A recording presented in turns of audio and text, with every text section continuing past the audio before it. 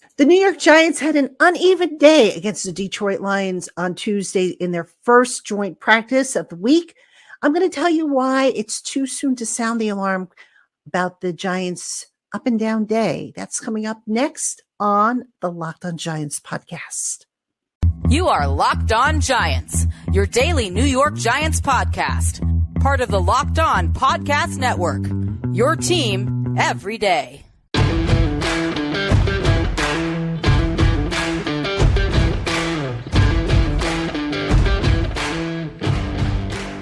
Hello, New York Giant fans, and welcome to another edition of the Locked On Giants podcast, part of the Locked On Podcast family, your team every day. My name is Patricia Traina, and I'd like to welcome you all into the podcast. A special shout out to my everydayers and, of course, to my subtexters and all my new people and everybody in between. Y'all are great, and I appreciate you. You can find me at Patricia_Traina on the platform formerly known as Twitter, nowadays known as X. And you can find me at Patty Traina, PATTITRAINA, on Threads and Instagram. And on today's Locked On Giants podcast, we're going to talk a little bit about the Giants-Lions joint practice, the first of two, some takeaways, and really, why we shouldn't overreact one way or another. And this is going to really, apply to any day of practice, what you might read or what you might hear. So that's first up on the menu. And then we're going to talk about the depth chart. The Giants released an unofficial depth chart. So I have some thoughts and takeaways on that.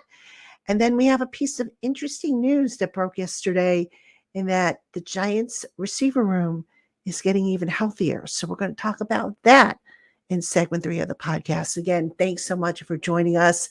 Let's get into it. Now, as you could probably tell if you were watching on YouTube, I did not make the trip to Detroit. I don't do preseason games, road games.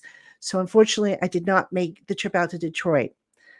And the bad thing about that is it kind of puts me at a little disadvantage because I prefer to see things with my own 2 eyes or, my own 4 eyes. I do wear glasses for distance. As opposed to relying on what others are reporting. Now, that said, I did get a chance to look at some footage that was shot at the practices. I did talk to some people whose opinions and evaluation I trust. And the bottom line is that the New York Giants probably had their worst practice of summer training camp as a whole.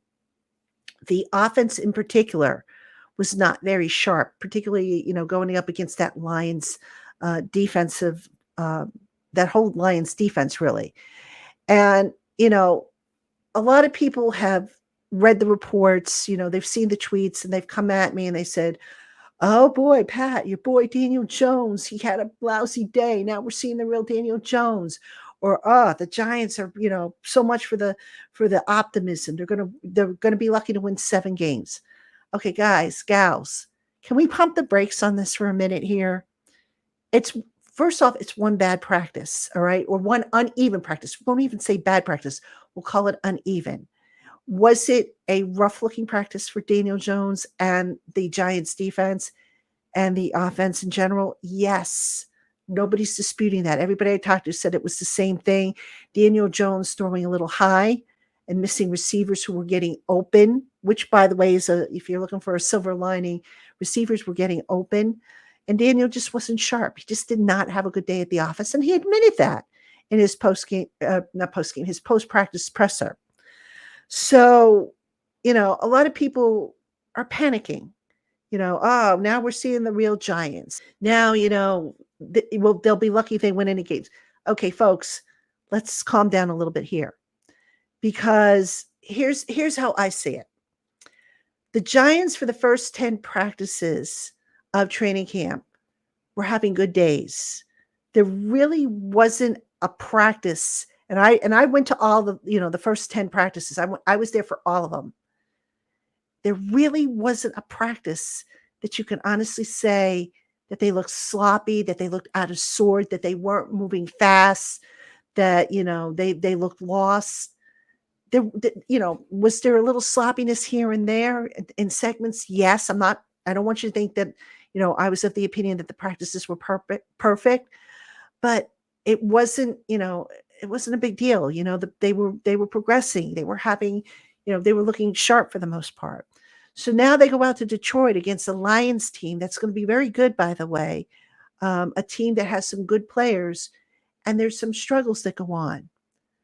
Folks, here's the thing: you can't always have perfect days. You can't always have good days. At some point, you're going to get a bad day at the office. The idea is not to have multiple bad days. And let's think about this for a second here.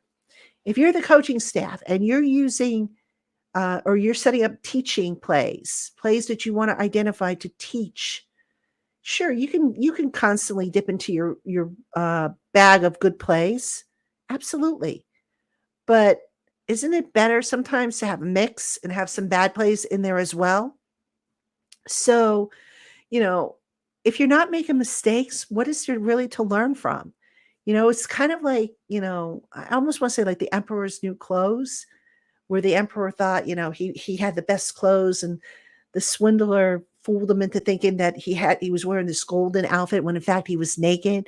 And somebody called him out and said, "Oh, look, the emperor has no clothes." I don't know if you remember that fable.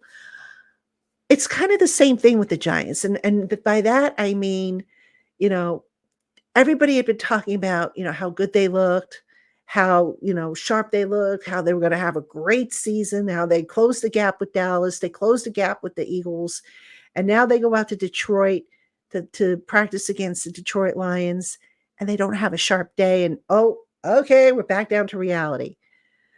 Folks, you have to have some bad days in your life. We all do. And it's what we do with those bad days. Do we learn from them? Do we rise above the adversity? Or do we sit there and say, "Oh my God, maybe I wasn't as good as I thought I was"? That's going to tell us a whole lot about this Giants team. And I want to, stress again, based on what I was told from my contacts that were out there, Giants weren't totally, they weren't a total hot mess out there. There were some good things out there. Inconsistency was the biggest thing.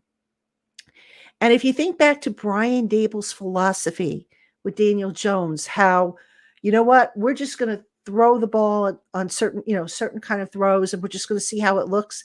And oh, if it gets picked off or if it's incomplete, let's not worry about it because it's practice. We'll be able to better gauge what works, what doesn't work, what we need to correct. Well, if you want to look at the bright side, folks, that's kind of what the Giants could take out of this practice with the Detroit Lions that was so uneven. So, again, I know this probably isn't going to come. Some of you're all going to think, "Oh, we're doomed." Folks, let's just see what happens. Let's see what happens on Wednesday. Then let's see what happens on Friday night in the game. It's preseason. To a degree, there's certain scripts, obviously. And look, I'm not trying to sound like, an excuse maker for the Giants. It's not my intention here. I'm just trying to give you, a different perspective to think about, a silver lining, if you will, because, look, this fan base, and I've been guilty of it too. It's too easy at the first sign of, things not going right or looking right to say, here we go again. I mean, look, for 10 years, this fan base has been stuck in that rut. I get that. But, I'll say it. I said it before and I'll say it again. This team has good coaching, good leadership. They're going to have bad days. Every team does. It's what they do with it. What do they learn from it? How do they come out on top? Or do they not learn from it? If they don't learn from it, then we got a problem. I think they will. So I am not worried about the Giants' uneven day against the Detroit Lions. And if you want to be worried about it, that's, I can't convince you. I'm not going to sit here and try to convince you that your opinion is wrong, because it's not. You're entitled to your opinion, but that's how I look at it. And it's just not time to press the panic button, in my opinion. All right, coming up next, the Giants released their first unofficial depth chart of the summer. We're going to talk a little bit about it. I have some thoughts about that depth chart. That's coming up right after this. Hey, Giant fans, August is here and you know what that means. The official start of fantasy football drafting month. Get championship ready for your home league by trying out the best ball on Underdog Fantasy. All you do is one live snake draft. There's no waivers and no trades. Underdog sets your best lineup every week. So go on and try it out with Underdog's Best Ball Mania tournament. The largest fantasy football contest of all time is back and even bigger with $15 million of total prizes up for grabs, including an absurd $3 million going to the winner. Visit underdogfantasy.com or find them in the App Store and sign up with the promo code Locked On to get your first deposit doubled up to $100. That's Underdog Fantasy, promo code Locked On. All right, Giant fans, welcome back to the Locked On Giants podcast. I'm your host, Patricia Traina. The Giants are out in Detroit getting ready for their first preseason game of 2023. They're going through joint practices first with the Lions. They had their first one on Tuesday. Their second one is today on Wednesday. And the Giants also are out with their first unofficial depth chart. Now, unofficial, just let me explain the depth chart origin. The unofficial depth chart is actually put together by the Giants PR staff. And it's based on, basically what they see as far as reps, who's getting first team reps for the majority of the time, who's getting second team, so on and so forth. The depth chart is not endorsed by the coaching staff. I think if it were up to Brian Dable, he probably wouldn't have a depth chart, but it's required by the league. Thanks to a few years ago, I think Bill Belichick of the Patriots tried to get away with not having a depth chart, and the league wasn't having it. So teams do have to give a depth chart to the public, to the media, and whatnot. So let's talk about some of the things on the Giants depth chart and things that maybe I found to be head scratchers or surprising. All right, I'm going to start on the interior of the offensive line because I've thought all along that the Giants want Joshua Zudu to somehow get in that mix, in that starting mix at left guard. But the interior of the offensive line is Ben Bredesen at left guard, John Michael Schmitz at center, Mark Lewinsky at right guard. Zudu, by the way, is listed as right guard number 2, which is kind of odd because I don't recall seeing Zudu work at right guard. So I don't know if that's just a mistake on their part or whatnot, but Tyree Phillips is listed as the backup left guard number 2. And then you've got Shane Lemieux as left guard 3. So why is this, worth mentioning? Well, we all knew that JMS was going to be the starting center. That seems to be where this is going. And barring an upset, that's how it's going to go. Bredesen, they've been working across the line. They've been working him at left guard, center, and right guard. And, it's almost like, okay, were they trying to set him up as their utility guy so that, if the Zudu outplayed him, they would have a backup at both guards and at center? Truth of the matter is, folks, Bredesen's been having a pretty good camp. No matter where you put him, he has been the Giants' most consistent offensive lineman, not named Andrew Thomas. So Bredesen obviously earning that rep or the chance to be the starting left guard if, the PR's unofficial depth chart matches with the coaching staffs. So just rounding it out, and then also at right tackle. Let's talk about right tackle. Evan Neal, of course, listed as the starter. Behind him is Matt Parrott. And then Devery Hamilton is behind him. And then Marcus McKethan, who was just activated off PUP, is listed as right tackle 4. I was kind of surprised that Matt Parrott was listed as right tackle 1. I thought perhaps Tyree Phillips would get that role since he has played that position before for the Giants. But and I thought maybe Matt Parrott would be like maybe left tackle 2 because he has played a lot of left tackle, in his college career.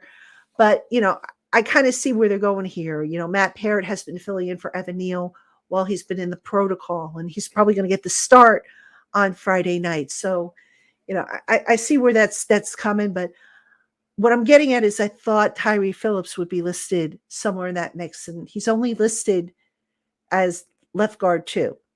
And, it's almost like they kind of abandoned having him play tackle, which is possible. I mean, I would be surprised if that's the case because, look, if the guy can play tackle and guard, why wouldn't you want to, have him on your roster, especially if he could do a decent enough job of it?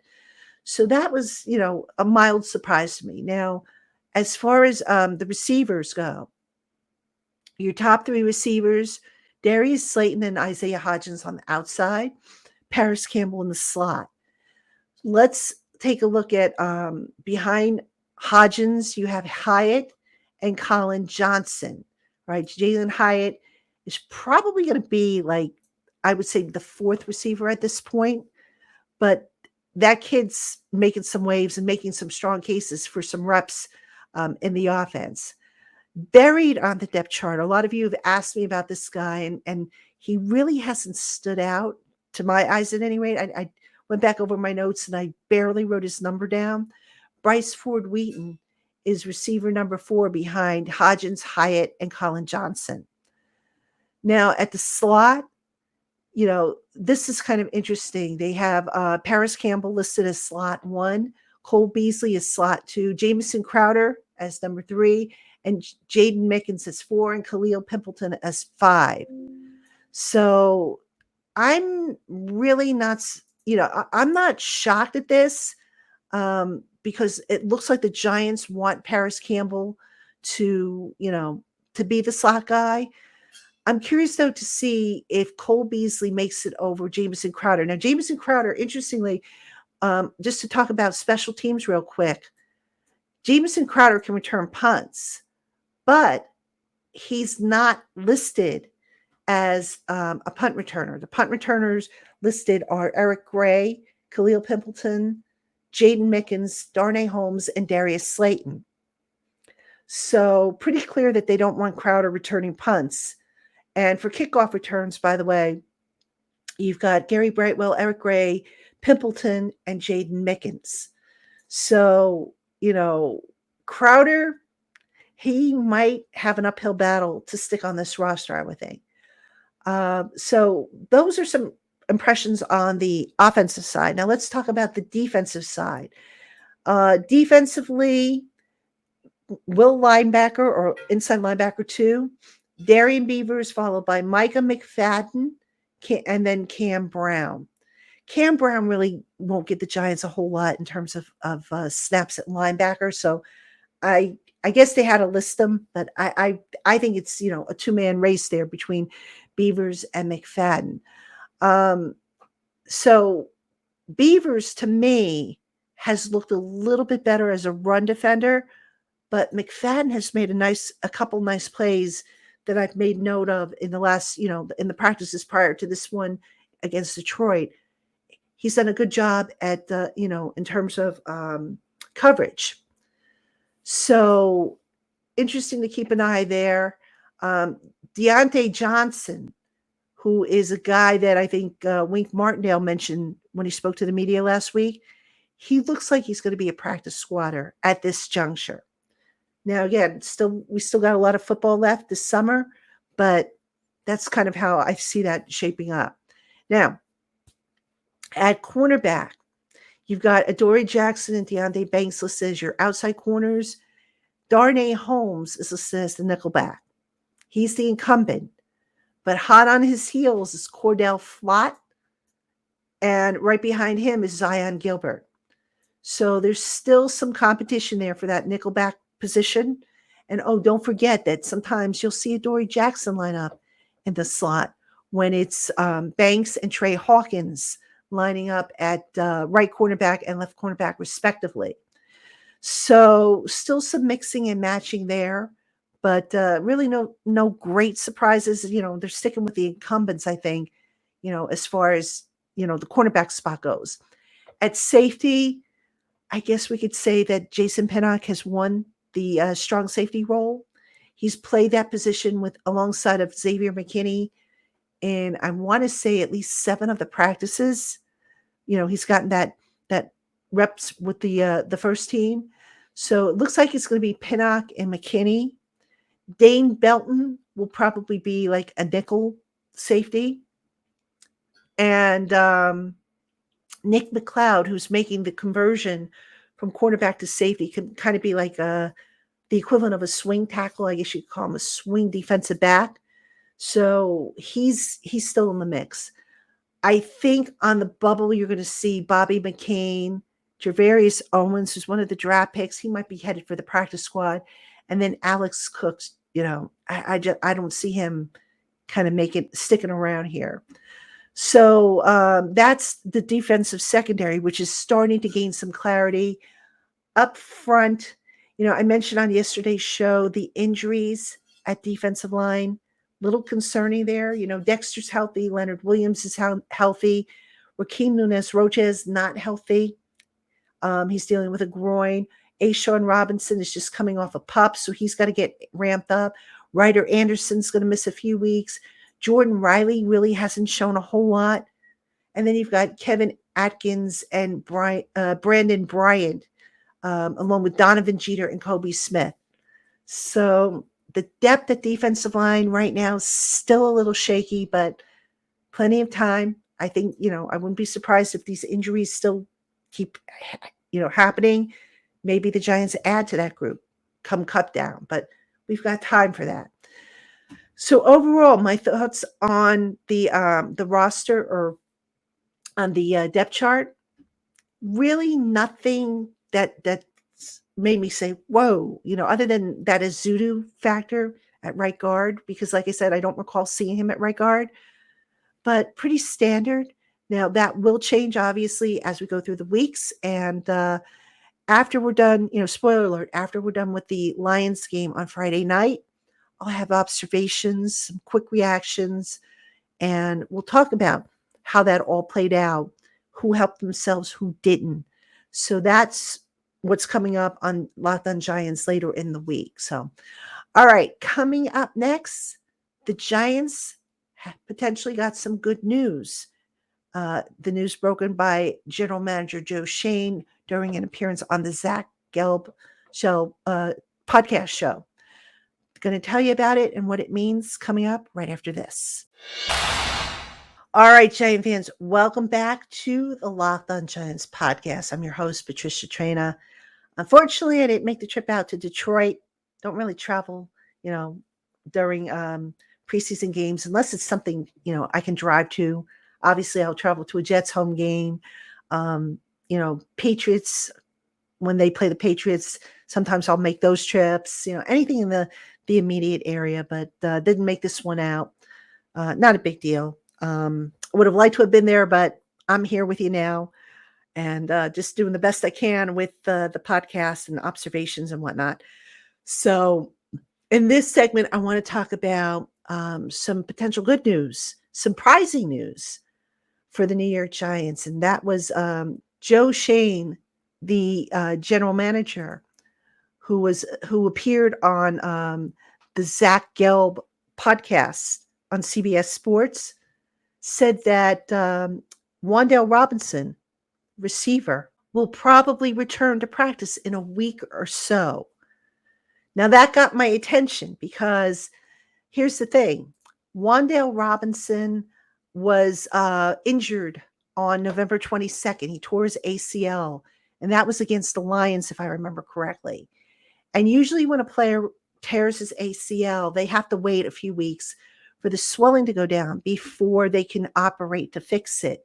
So the timing, in having researched it, Wan'Dale Robinson didn't have his surgery until December 14th.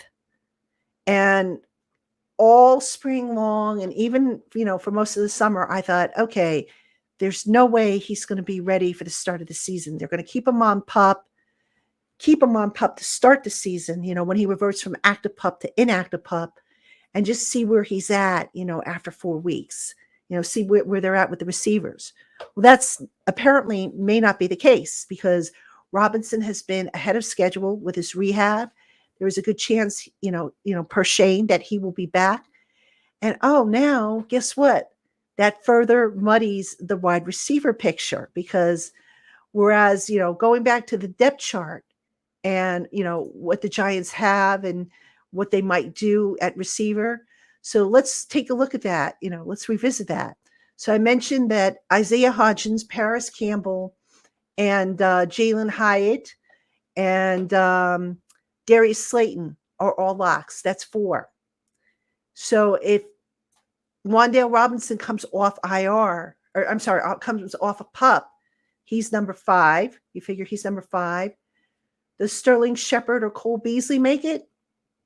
One of those two is going to make it. So that would be the sixth guy. Who's your 7th guy if you keep 7?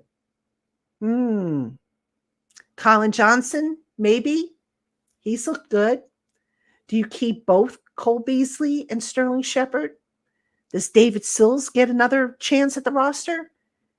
So very interesting scenario here. If Wan'Dale comes back, and then above all, where's he going to fit in? And more importantly, as to where he's going to fit in, how quickly can he be brought up to speed? Because when these guys come off of the pup lists, they're not hitting the ground running. They are slowly ramped up. So can he be ready for the start of the regular season? I see no reason why he can't if he's activated after the Detroit game for, next week. But the plot thickens at receiver. It's good news. It's a good problem to have. But boy, just when you think you've got this figured out, they throw these little, monkey wrenches into the mechanics. And now you got to sit back and say, okay, now what do they do? So look, I'm all in favor of getting all these guys that are still on pup back because they're losing valuable time. Wan'Dale Robinson, like I said, Aaron Robinson, who's still sitting on pup, DJ Davidson, who's still sitting on pup. And Dable, head coach Brian Dable, has said that everybody on pup is at different stages in their rehab and their return back to the field. Some are further ahead than others. But you also got to ask yourself, how much is special teams going to play into who stays and who goes? How much will, injuries at other positions play into the equation?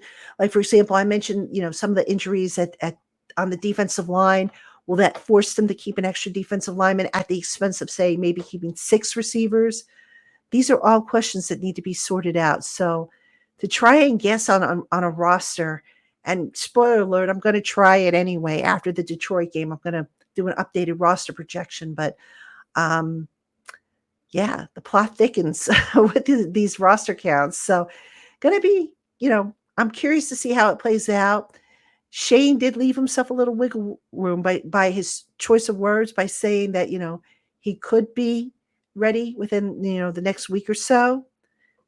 And, if he's not, then so be it, but I just thought that was interesting that he would come out and attach some kind of time frame for that. So we'll see just where Wan'Dale Robinson is. Again, I don't expect him back until at the earliest after the Lions game, and we'll have to see if he's ready at that point. So, all right, Giant fans, that is going to do it for this edition of the Locked On Giants podcast. Coming up later this week, Matt Derry of Locked On Lions, and I are going to do a joint show in which we're going to talk about players from our respective teams that might interest the other person's team. So that should be a fun show. And then I also mentioned we're going to have a show after the Lions-Giants exhibition game. So I'll have takeaways for you and all that stuff. So plenty more coming up here on the Locked On Giants podcast. Hope you will check it out. And I want to thank you, as always, for tuning in. And we will see you tomorrow, Giant fans.